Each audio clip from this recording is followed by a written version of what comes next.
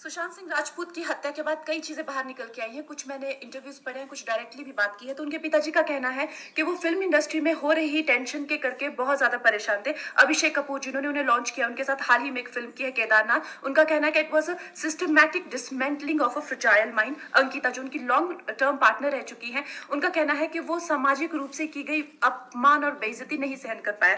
तो अब मैं आपको बताऊंगी कि मूवी माफिया ने ना कि सिर्फ उनको बैन किया था, सिस्टमैटिक डिसमेंटलिंग, कैसे कतरा कतरा करके उनका दिमाग तोड़ा गया है, उनको मारा गया है।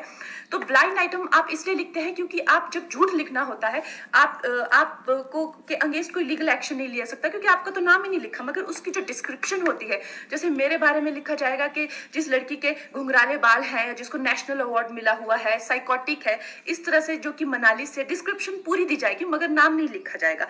23 अगस्त 2017 को बॉलीवुड लाइव सुशांत के बारे में लिखता है कि वो जब भी सेक्स करता है तो सिर्फ अपने ही गाने सुनता है, वो सबसे बड़ा नार्सिसिस्ट है। 16 दिसंबर 2016 में मुंबई मिरर लिखता है कि सुशांत एक ट्रक ड्राइवर की तरह लगता है। 22 फरवरी 2019 को मुंबई मिरर लिखता है कि पार्टी में तमाशा करने के बाद सुशांत ने कांच की बोतल एक डायरेक्टर के सर पे दे मारी। 18 अक्टूबर 2018 को डीएनए लिखता है कि सुशांत ने अपनी को एक्टर का रेप किया और वो मीटू के चलते अब जेल जा सकता है। और ऐसी न जाने कितने अनगिनत झूठ। और ये जो बुद्धिजीवी जर्नलिस्ट हैं, ये जो चील कौए गिद्ध हैं, जो मूवी माफिया के पाले हुए हैं, ये इसको मेंटल इमोशनल साइकोलॉजिकल लिंचिंग को जर्नलिज्म कहते हैं। मेरे बारे में आज तक जो भी कहा गया मैंने कुछ नहीं कहा, लेकिन जब एक स्वतंत्रता सेनानी के खिलाफ गंदगी लिखी गई, मैंने उस जर्नलिस्ट को कॉन्फ्रंट किया। आपको पता है, उसी रात 4 सीनियर जर्नलिस्ट ने मेरे खिलाफ एक गिल्ड बनाई।